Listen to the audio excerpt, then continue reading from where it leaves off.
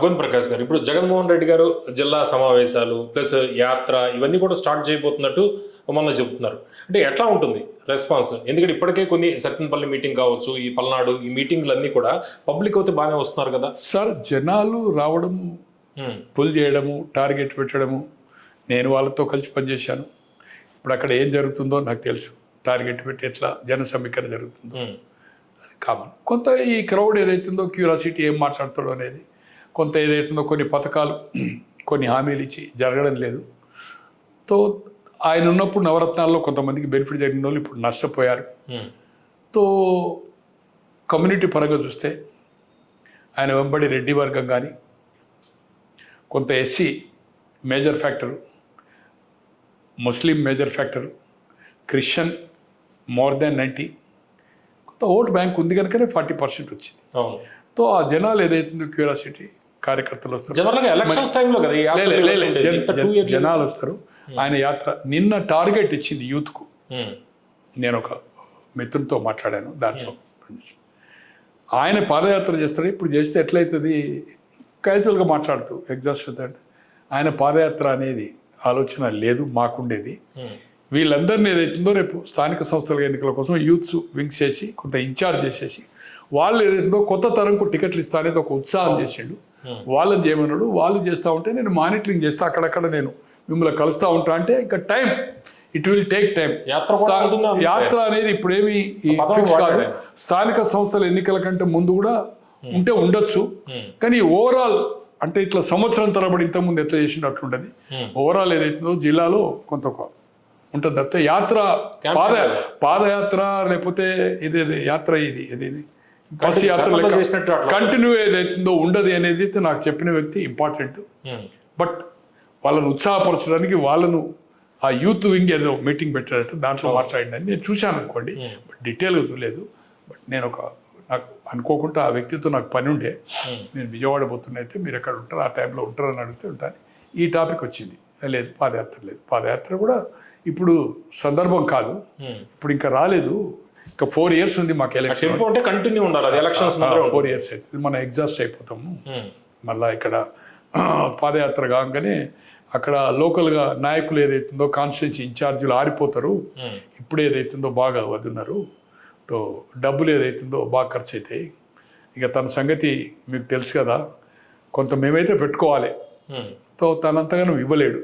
Incharge అంటే వాళ్ళు తర్వాత కొత్త వాళ్ళు ఇప్పుడు యూత్ని తయారు చేస్తాడు కనుక వచ్చి పెడితే వాళ్ళు ఆరిపోతారు. ఇప్పుడే ఇది అయిన తర్వాత లోకల్ పాడేస్తుంది. ఈ జన సమీకరణ అయినాక వాడు టికెట్లు అడుగుతాడు, టికెట్లు డబ్బులు ఇవ్వాలి. ఇవన్నీ ప్రాబ్లమ్స్ అవుతాయి. యూత్ని ఎంకరేజ్ చేయడానికి కోసం మీరు తయారు కండి అని చెప్పారు. జోష్ రావడం కానీ రెస్పాన్స్ వస్తుంది. కానీ ఇంకా 4 సంవత్సరాలు ఉంది. కంత ఈజీ మాత్రము కాదు. దేశంలో కనుచూపు మేరలో నాన్ బీజేపీ ఎన్డీఏ కాకుండా ఎన్డీఏ కూటమి ఏదైతుందో ప్రభుత్వము వస్తుందని నమ్మకము అంత ఈజీగా లేదు. దేశ పరిస్థితి చూస్తే బీజేపీ మీద స్కాండల్స్ లేవు. మిత్రపక్షాలు స్ట్రాంగ్గానే ఉన్నాయి.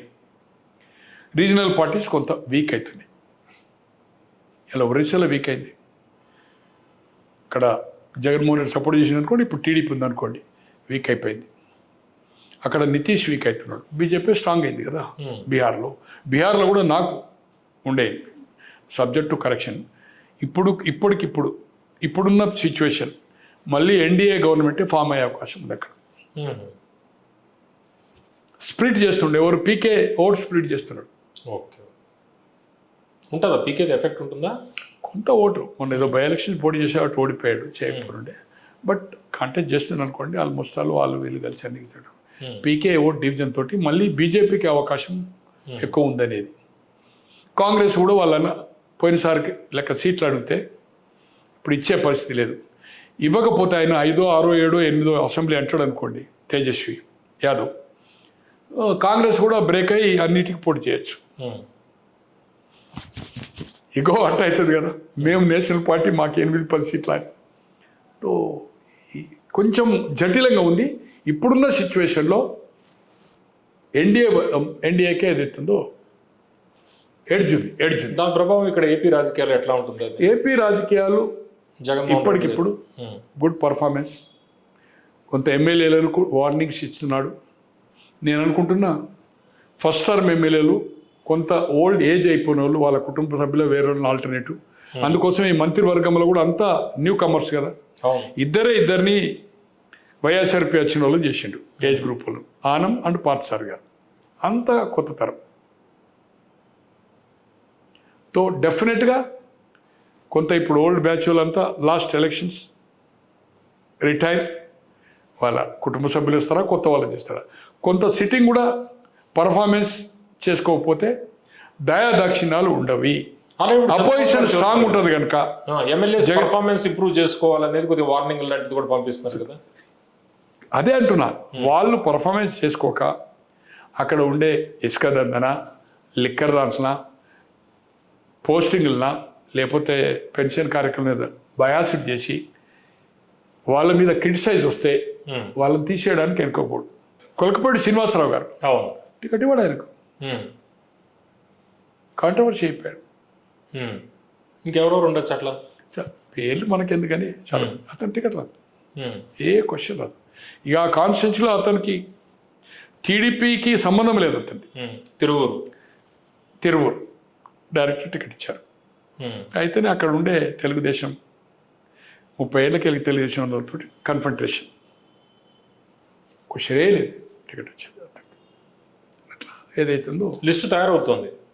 లిస్ట్ ఇప్పుడు ఎందుకు తయారు చేస్తారు కానీ వార్నింగ్స్ ఇస్తుండ్రు, వాళ్ళ పర్ఫార్మెన్స్ను, వాళ్ళ ట్రాక్ను, ఆయనకుండే సర్వేలు, ఆయనకుండే పాత టీడీపీ క్యాడర్ కొత్తగా ఇచ్చిన కానీ తర్వాత ఇంటెలిజెన్సీ ఇవన్నీ ఉంటుంది కదా వేగులు. అంటే అప్పుడు ఎలక్షన్స్కి ఇప్పటి నుంచే రెడీ అవుతున్నారు ఆయన. ఎప్పుడు ఎక్సర్సైజ్ ఎవ్రీ టైం, మళ్ళీ రేపే ఎలక్షన్ అన్నట్టుగా చేస్తాడు కదా.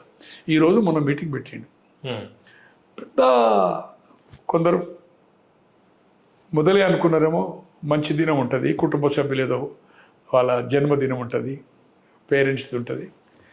కొందరు దేవస్థానాలు పోయినారు, కొందరేమో తానాకు మొదలైపోయినారు, వాళ్ళ ఫ్రెండ్స్ పిలిస్తే తానా 3, 4, 5 జూలైకి ఉంది, కొంతమంది ఎమ్మెల్యేలు అటెండ్ అవ్వాలి, వెళ్ళిపోయారు. పోతే ఇది ఇంపార్టెంటా మీకు అది ఇంపార్టెంటా, తానా అన్నాడు. సో ఏదైతుందో ప్రతిదీ రోజు అతను ఎక్కడ నిద్రపోనియాడు కదా. ఎవ్రీ మంత్ అండ్ ఎవ్రీ దాంట్లో గ్రాఫ్ చూస్తూ ఉంటాడు కదా వాళ్ళ పర్ఫార్మెన్స్.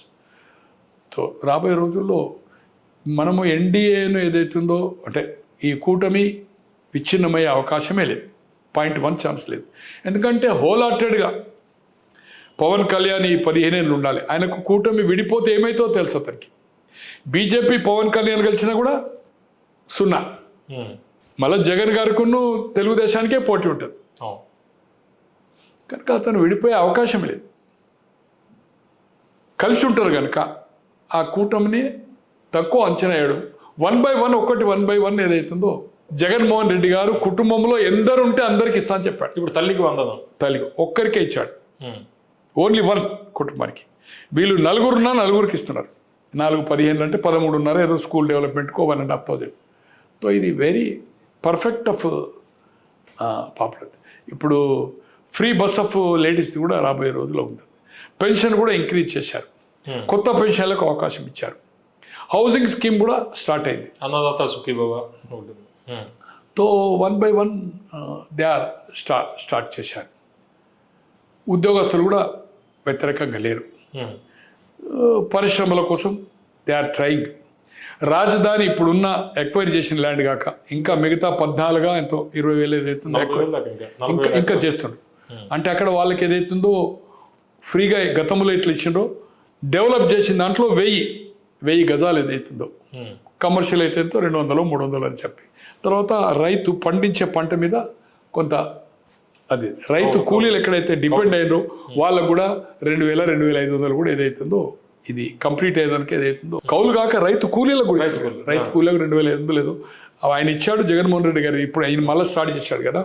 సో ఇవన్నీ ఇవ్వడం వల్ల ఏదైతుందో డెఫినెట్లీ ఏదైతుందో రాజధాని కూడా చట్టబద్ధత చేయడానికి త్వరలోనే పార్లమెంటా దాన్ని ఎట్లా చట్టం చేసేది అవుతుందో, మళ్ళీ ప్రభుత్వం మారినా ఇది చేంజ్ చేయకుండా ఒక దానికోసం కూడా ఒక చట్టం తేవడానికి కూడా ప్రయత్నం చేస్తున్నారు.